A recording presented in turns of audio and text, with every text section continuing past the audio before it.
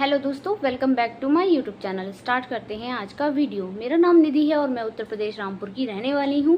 और जैसा कि आपको पता है, मैं एक गवर्नमेंट एएनएम हूं।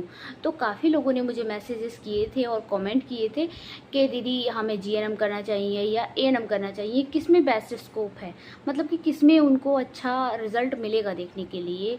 तो वही मैं आपको बताने वाली हूँ आज। दूसरा, मुझसे क्वेश्चन किए थे कि वैकेंसीज कब तक आती है इसकी एएनएम की। तो एएनएम की वैकेंसी देखिए डिमांड के ऊपर रहती है। डिमांड अगर रहेगी ज़िले से तो वैकेंसीज निकलेगी। जैसे कि अभी जो है एलएचबी का टाइम चल रहा है, अभी बहुत सारी एएनएम्स जो हैं एलएचबी के लिए सिलेक्टेड हुई हैं। तो एलएचबी के लिए यदि वो जाएंगी तो फिर वो सुपरविज़न में लग जाएंगी, उनका टीकाकरण का काम नहीं होगा।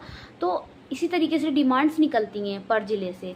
तो जब डिमांड होती है तभी गवर्नमेंट के पास वो सारी चीज़ें जाती हैं और फिर एएनएम की वैकेंसीज निकलती हैं। एएनएम क्या, किसी भी डिपार्टमेंट की बात करो, जब तक डिमांड नहीं होगी तो वैकेंसीज नहीं निकलती हैं। ठीक है। और अब बात करते हैं एएनएम या जीएनएम में क्या बेस्ट है। तो मैं आपको पूरा उसका डिटेल में बताऊंगी कि एएनएम करना चाहिए या जीएनएम करना चाहिए, किस में क्या स्कोप है, किस में क्या फ़ायदे हैं, क्या आपको मिलेगा। तो वो मैं आपको सब डिटेल में बताऊंगी। तो चलते हैं डिटेल की तरफ। ये दोस्तों, मैंने पूरा का पूरा स्क्रिप्ट एक तैयार किया है। एएनएम वर्सेस जीएनएम कोर्स में डिफरेंस आपको बताएंगे, हम जॉब के स्कोप बताएंगे। तो नमस्कार दोस्तों, स्वागत है आपका हमारे चैनल पर। आज हम बात करेंगे दो जरूरी नर्सिंग कोर्स के बारे में, एएनएम वर्सेस जीएनएम।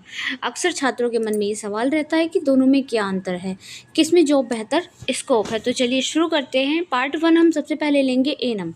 ठीक है। एएनएम, जैसे कि मैं एएनएम हूँ, आप जानते ही हैं। तो एएनएम यानी ऑक्सिलरी नर्स मिडवाइफ, ये 2 साल का कोर्स होता है जिसमें छात्राओं को प्राथमिक स्वास्थ्य सेवा, मातृ एवं शिशु देखभाल, टीकाकरण और प्राथमिक प्रशिक्षण दिया जाता है। एएनएम का मुख्य उद्देश्य ग्रामीण क्षेत्रों और छोटे स्वास्थ्य केंद्रों को बेसिक हेल्थ फैसिलिटीज़ उपलब्ध कराना। ठीक है, ये तो आ गई एएनएम की बात। अब आते हैं हम जीएनएम पे। ठीक है, पार्ट 2 है हमारा जीएनएम। अब बात करते हैं जीएनएम यानी कि जनरल नर्सिंग मिडवाइफ। तो ये कोर्स जो रहता है 3 से 3.5 साल का कोर्स रहता है। इसमें सबसे बड़ी चीज़ ये है कि इसमें छात्र भी हिस्सा ले सकते हैं, छात्राएं भी हिस्सा ले सकती हैं, यानी कि मेल फीमेल दोनों ले सकते हैं। और एएनएम जो रहता है हमारा वो सिर्फ फीमेल्स के लिए रहता है। ठीक है। तो जीएनएम में क्या क्या रहता है, anatomy, physiology, medical surgical nursing, paediatrics, psychiatric और कम्युनिटी नर्सिंग तक पढ़ाया जाता है। जीएनएम नर्सेस को हॉस्पिटल, आईसीयू, ऑपरेशन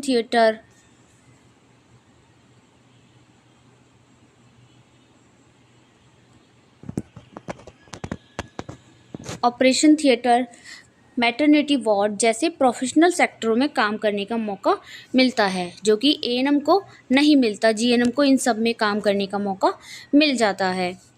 नेक्स्ट देख लेते हैं हम। अब हम देखते हैं इन दोनों के बीच की क्या अंतर है। तो विशेषताएं देखते हैं एएनएम और जीएनएम की। सबसे पहले आता है कोर्स अवधि की बात करें तो एएनएम जो रहता है 2 वर्ष का रहता है और जीएनएम 3.5 वर्ष का रहता है। अब देखते हैं एएनएम में हमें क्या चाहिए। तो एएनएम को एडमिशन लेने के लिए एएनएम में हमें किसी भी सब्जेक्ट से 12th पास होना चाहिए। अब बात आती है जीएनएम की। तो जीएनएम में हमें सबसे ज़्यादा इम्पॉर्टेंट जो रहता है, साइंस के साथ बायोलॉजी होना आवश्यक है, तभी जीएनएम में एडमिशन मिल सकता है।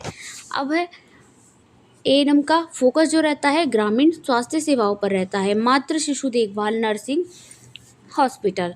फिर है जीएनएम का। तो जीएनएम का तो देखिए हर जगह रहता है, आईसीयू, ओटी, काम क्षेत्र जो रहते हैं ज़्यादातर एएनएम के जो रहते हैं पीएससी, सीएससी और आंगनवाड़ी पे रहते हैं। प्राइवेट और गवर्नमेंट हॉस्पिटल दोनों में रहते हैं। और सैलरी जो रहती है भारत में ज़्यादातर 20,000 से 35,000 तक मिल सकती है। अगर ज़्यादा सैलरी होगी तो 25 से 50,000 हो जाएगी, इससे ज़्यादा नहीं होती है।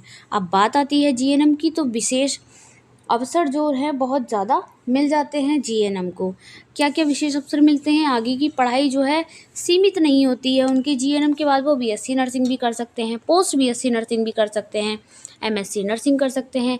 Career growth limit high growth, यानी कि उसको ज़्यादा जॉब की अपॉर्चुनिटी मिल जाती है जीएनएम वालों को। ठीक है। उसके बाद है एएनएम नर्सेस का मुख्य रूप से ग्रामीण स्वास्थ्य सेवाओं, सरकारी डिस्पेंसरी और स्वास्थ्य कार्यक्रमों में काम करने का अवसर मिलता है। वही जीएनएम को hospital, private clinic, nursing home, विदेशों तक में जॉब के ऑफ़र मिलते हैं। सैलरी की अगर बात करें तो एएनएम की जो सैलरी होती है स्टार्टिंग में 20 से 35,000 तक होती है, जबकि जीएनएम की शुरुआत ही 25 से 50,000 तक होती है। और अगर विदेशों में बात करें तो विदेशों में तो जीएनएम को 1 से 2 लाख रुपए तक मिल रहे हैं।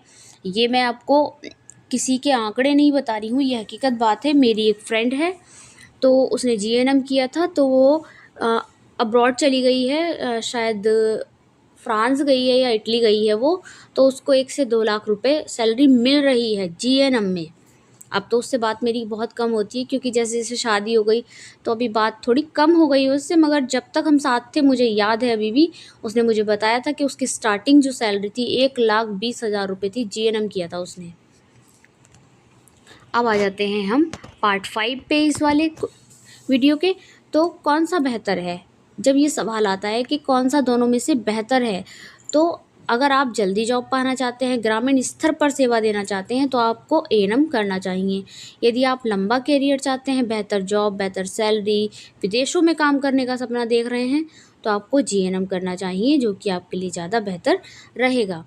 तो दोस्तों, आपको एएनएम और जीएनएम के बीच का फ़र्क, दोनों की जॉब का स्कोप अच्छे से समझ आ गया होगा। इसका एक मैं स्ट्रक्चर फ़ोटोज़ आपको पूरा का पूरा प्रोवाइड करा दूँगी वीडियो में ही अपनी।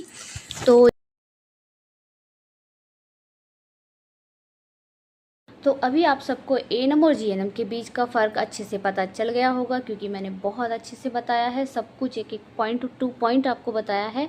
तो यदि आपको वीडियो पसंद आए तो वीडियो को लाइक करें, चैनल को सब्सक्राइब करके बेल आइकन को ज़रूर प्रेस कर लें, जिससे कि हमारी अगली नोटिफिकेशन वीडियो की आपको जल्द ही मिल जाए। कोई भी मन में क्वेश्चन हो तो बिल्कुल देरी ना करें, कॉमेंट के माध्यम से हमसे बात करें। तब तक के लिए धन्यवाद।